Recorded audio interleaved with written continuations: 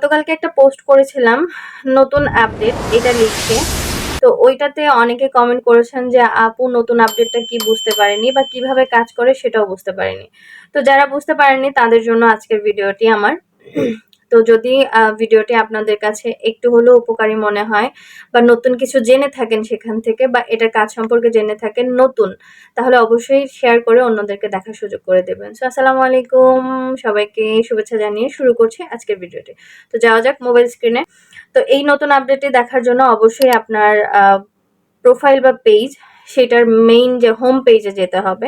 সেখান থেকে আমরা নর্মালি পেজ টু প্রোফাইল বা প্রোফাইল টু পেজে যেতে হলে আমাদের উপরে 3 ডটে ক্লিক করার পরে দেন এখানেও প্রোফাইল বা পেজ সুইচ করার যে আইকনটা সেটা আসে। তো এইটা আসলে অনেকটা সময় সাপেক্ষ ছিল, একটু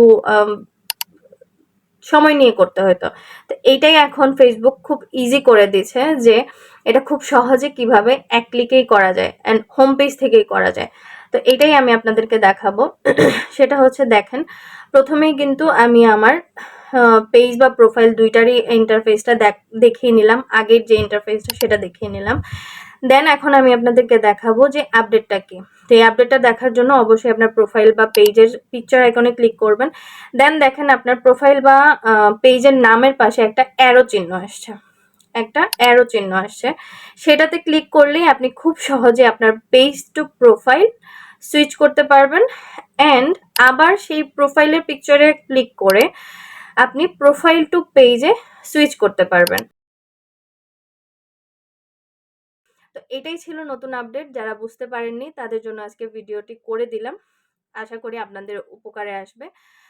তো এরকম নতুন নতুন আপডেট সম্পর্কে জানতে হলে অবশ্যই আমার পেজটাকে লাইক দিয়ে রাখবেন অ্যান্ড আপনাদের যদি কোনো কিছু জানার থাকে অবশ্যই আমাকে প্রশ্ন করবেন। যতটুকু জানি ইনশাআল্লাহ উত্তর দেওয়ার চেষ্টা করব। ধন্যবাদ। আসসালামু আলাইকুম। Oh, thank you so much.